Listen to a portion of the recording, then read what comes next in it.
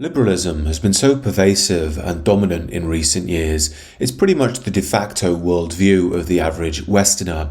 Yet it's overplayed its hand quite dramatically in recent years, and now people are poking holes in it from every direction. Now, the great noticing revolves around the twin issues of our age, that is, immigration and identity. And the liberal mainstream really doesn't want people to acknowledge these things. In their mind, this was all decided post-1945. We don't worry about those things anymore. It doesn't matter if you're minority in your own country, and you're far right if you think so. Now, we learnt a lot in the aftermath of Konstantin Kissin's conversation with Fraser Nelson, where Konstantin Kissin correctly said that Rishi Sunak isn't ethnically English. He's a brown Hindu. That's correct. He also said that he wasn't English, that he comes from a Russian Jewish background. That's also correct. It's not about hating anybody, these are just facts of life. And Fraser Nelson's response to all this was really telling, because it was essentially along the lines of, I can't believe we're having to have these conversations, we've gone back in time.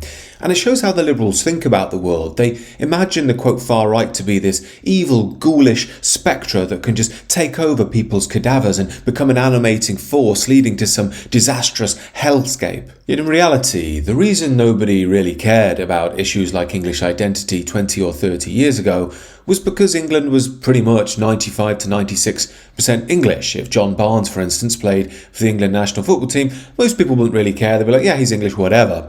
However, when London is 1/3 white British, that's not just white English, but 1/3 white British, people start to question, hang on, who are the actual indigenous people here? Does Englishness mean anything at all? So the point I'm making here is the shift in people's worldviews doesn't just stem from ideology and academics. That's a sort of liberal rationalist worldview.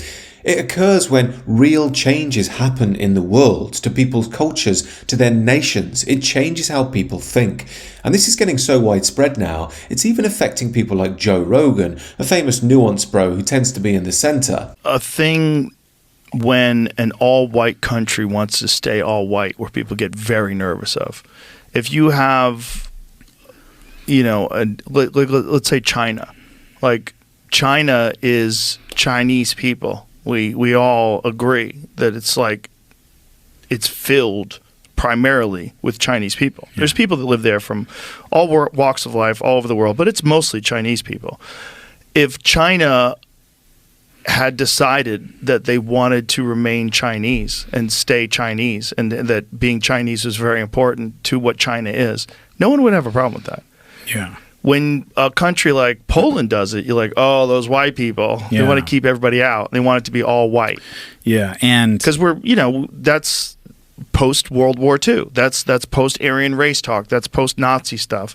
That's what people are legitimately freaked out about. That's the most recent stain in our history where we look back and say, wow, that was close. Evil almost won that one. I think Now, Rogan is flying right over the bullseye there. The truth is, whether you lean left, whether you're in the centre, whether you're on the right, if you believe that it's wrong to make an indigenous people a minority in their own land forevermore, then the liberal world will see you as a Nazi. Now, regular viewers may remember me speaking about word spells in the past. We don't like the idea of spells in this day and age, but they really do exist. Calling someone a Nazi is a word spell. People are terrified of being called a Nazi for understandable reasons. It can ruin your life. Of course, it doesn't matter if someone is a Nazi or not. It's just words like that are used to control people. And it's this word spell that's been used to keep the collective Western mind in line when it comes to conversations around immigration. However, as I said at the beginning, I do think the liberal order has overplayed its hand by stupid things like this. You are the wrong one, the violent one, the weird one, whereas I am the chosen one, because I am of the first ones. You see this skin I'm in, this beautiful mahogany brown, this skin you don't like, I believe. So why you try so hard to achieve by burning yourself in the sun? So in essence, the liberal world wants us to live in this post-racial utopia where we deny our own identity because that would be fascist, while simultaneously celebrating other people's ethnic identities, even enduring mockery for it because we like to go and get a suntan and that makes us want to be black people apparently. Now, to be clear, I don't care if Dawn Butler, who by the way for any international viewers is a Labour MP, is an ethno-narcissist who thinks she's great because she's black. What bothers me, and I dare say a few others out there, is the hypocrisy of it all. So it seems to me only fair that the Europeans across the continent who've had to endure mass migration and mockery of their cultures and peoples are now saying, we were willing to give up all of this identity stuff, but all you've done is hammered us with this relentless celebration of other people's culture, other people's identities, and as we're being minorities in our own countries, I don't think I like where this is going.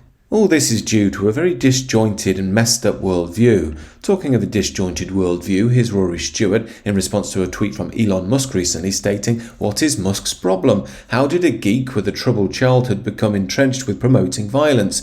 And how much damage will his anxieties, projections and fantasies do to the world? Not quite sure who Rory Stewart is to call other people geeks, but never mind. But what is it that Musk said? That men have every right to beat their wives? That anybody who disagrees with him politically should be thrown in a gulag?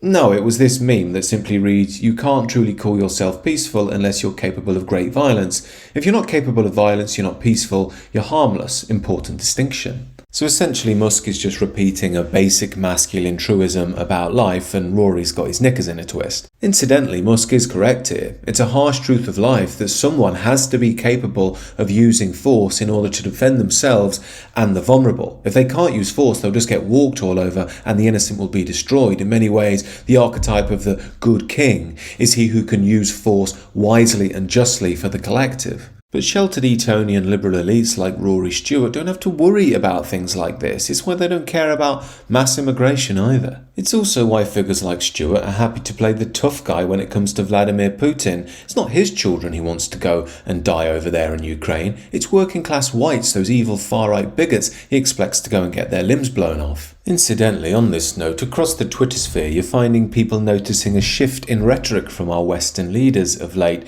Here's one tweet in response to an Irish politician visiting the grave of the great Hugh O'Neill, an Irish war hero from the 1600s. He states extremely atypical post from an Irish politician, and odd that he says this a few days after Canada's new PM spoke respectfully of Canada's British and French heritage, almost like there has been a script updated, handed out to members of English-speaking governments. The Starminator too, who's eager to put boots on the ground in Ukraine in his quote coalition of the willing, hasn't banged on about the far right in months now. Remember, it was only 6 months ago he couldn't stop talking about it. Everything was the fault of the far right. It was the biggest issue the country faced by far. So are they preparing us for war? I sometimes wonder if they've noticed things are fracturing at home across the continent and they want to create an external enemy to take people's focus away from what's happening in their home countries and to create an external enemy to try and enforce some unity at home. Now, if I was to put a conspiracy hat on, I might say that a plan here could be to send Europe's warriors out to die, or at least be deeply traumatised and broken by the time they come home, and then take control of what the right-wing commentariats say online. Today sees the launch of the government's Online Safety Act. Ostensibly, this is supposed to protect children from, quote, extreme material, but do we really trust the Starminator and his government to implement this law objectively and fairly? After all, it only takes one right-wing loon to attack someone or say something crude to a Muslim on the street or put bacon on a door handle of a mosque, and then all of a sudden everybody gets shut down because it's too dangerous to say anything controversial and so on. Now, this could be a strategy that would limit or even blank out the great noticing that's going on at the moment. If you can shut up dissenting voices, then we'll only have the establishment views of the BBC, Sky News and The Guardian. That means they can lie about their opposition, pretend they're all full of hate and so on, and the liberal regime runs along. Yet even if this is the case, I really do believe the rot is too deep and the liberal regime is coming to an end. More and more people are finding their own voices and their own feet in response to this. Of course, that's why I speak a lot about rebirth on the channel. I have a new channel speaking about personal, spiritual and rebirth. You want to check it out. More exclusive content on the Substack where you can connect with me. Also, let me know your thoughts about this down below in the comments, and do consider subscribing to the channel if you're new. Do have a great rest of the day.